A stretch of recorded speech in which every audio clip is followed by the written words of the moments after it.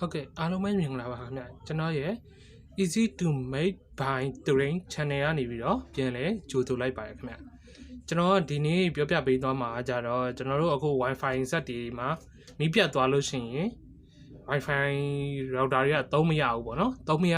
တဲ့အခါမှာအခုနောက်ပိုင်းခက်စားလာတဲ့ဒီ 5V တွဲဖို့ကြိုးလေးနဲ့တွဲသုံးကြတယ်ပေါ့။ 5V တွဲဖို့ကြိုးလေးနဲ့တွဲသုံးကြတဲ့အခါမှာ power bank ကနေ 5V ပေးမယ်။နောက်တွဲဖို့ကြိုးလေးနဲ့ router ကိုထိုးပြီးတော့သုံးကြတယ်ပေါ့။အဲ့လိုသုံးတဲ့အခါမှာဘာတစ်ခုဖြစ်လာလဲဆိုတော့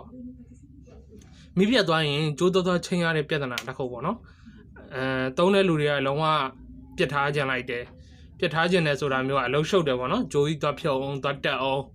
အဲ့မျိုးတွေအလုံးရှုပ်တယ်ဆိုတဲ့အခါမျိုးတွေမှာအဲ့လိုမျိုးမလုပ်အောင်လို့ကျွန်တော်တို့ auto switching ပုံစံမျိုးနဲ့ကျွန်တော်တို့ပြုလုပ်လို့ရတယ်ဗျဘယ်လိုပြုလုပ်လို့ရလဲဆိုလို့ရှိရင်ကျွန်တော်အခုအဲ့နီးလေးကိုပြောပြပေးသွားမှာဖြစ်ပါတယ်ဗျဟုတ်ကဲ့ကျွန်တော်အခု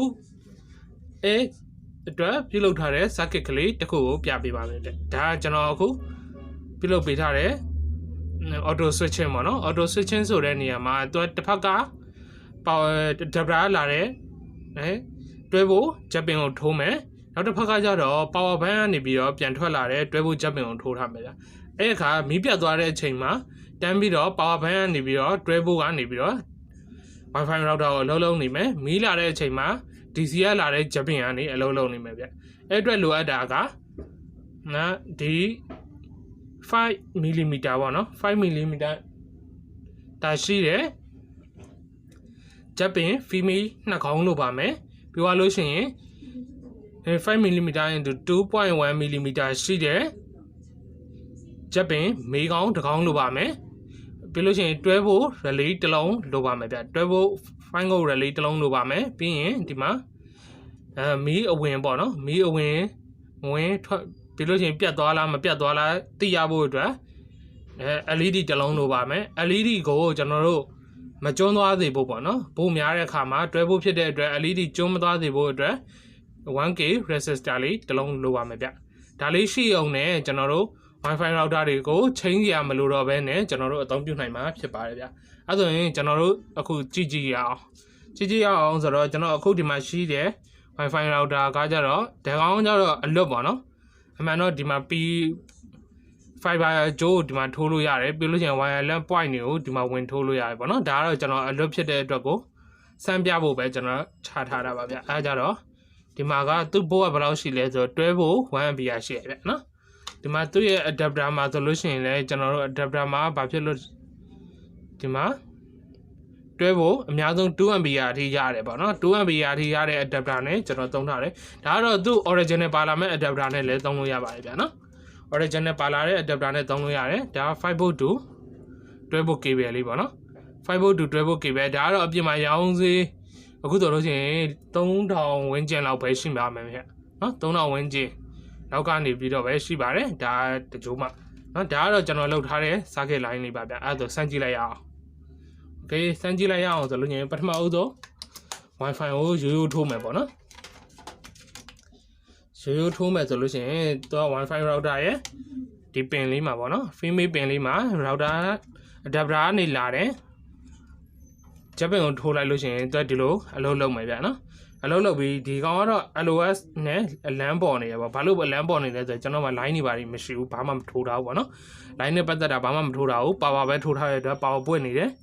LOS ပေါ်နေရပေါ့နော် LOS line မရှိဘူးဆိုတဲ့ဟာမျိုးဒီ fiber LOS ပေါ့နော်မရှိတဲ့အတွက်ဒီ error ပေါ်နေရပေါ့နော်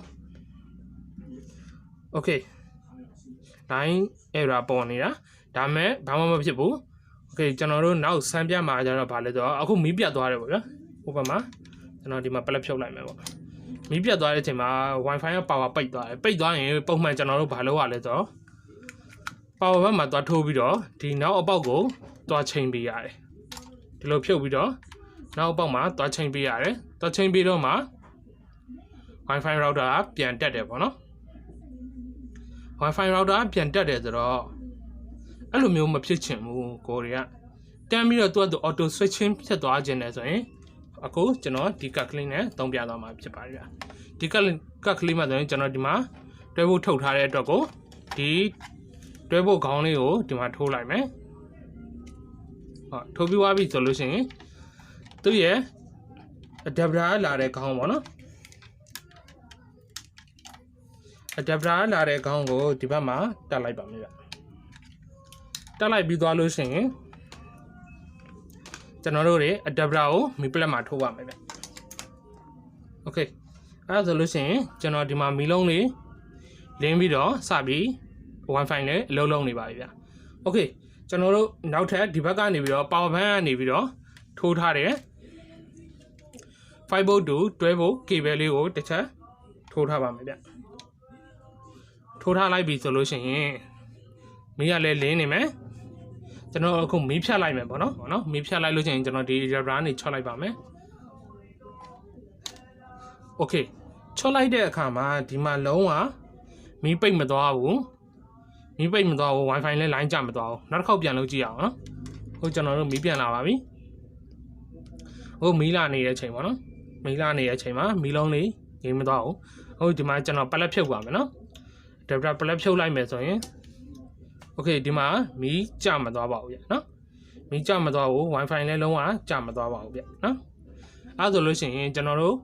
ပြန်ပြီးတော့ switching လုပ်เสียမလိုတော့ပါဘူးဗျ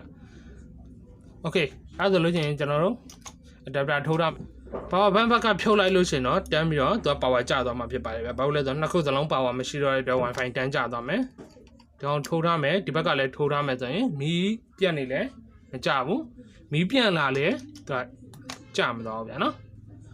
အားလုံးပဲဒီလိုမျိုး circuit ကလေးတွေကိုကျွန်တော်အိမ်မှာအလွယ်တကူပြုလုပ်လို့ရပြီးတော့အသုံးဝင်မဲ့ circuit ကလေးတွေနဲ့ပြီးလို့ရှိရင်အိမ်မှာပြင်လို့ရမယ်အလွယ်တကူပြင်လို့ရမယ် project ကလေးတွေပစ္စည်းလေးတွေအိမ်မှာသုံးပစ္စည်းလေးတွေကိုပြင်လို့ရမယ်နည်းလမ်းလေးတွေကိုကျွန်တော်အမြဲတင်ဆက်ပေးနေရဖြစ်တဲ့အတွက်ကျွန်တော်ရဲ့ easy to make by Thurain ဆိုတဲ့ YouTube channel လေးကို subscribe လေးလုပ်ပြီးတော့ notification bell လေးနှိပ်သွားပေးဖို့မမေ့ပါနဲ့ဟုတ်ခင်ဗျ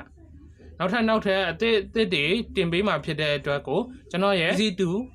make by Thurain ဆိုတဲ့ Facebook page လေးကိုလည်းလာလည်ပြီးတော့တင်ထားတာလေးတွေကိုကြည့်ရှုပေးလို့ရပါတယ်ခင်ဗျအားလုံးကိုကျေးဇူးတင်ပါတယ်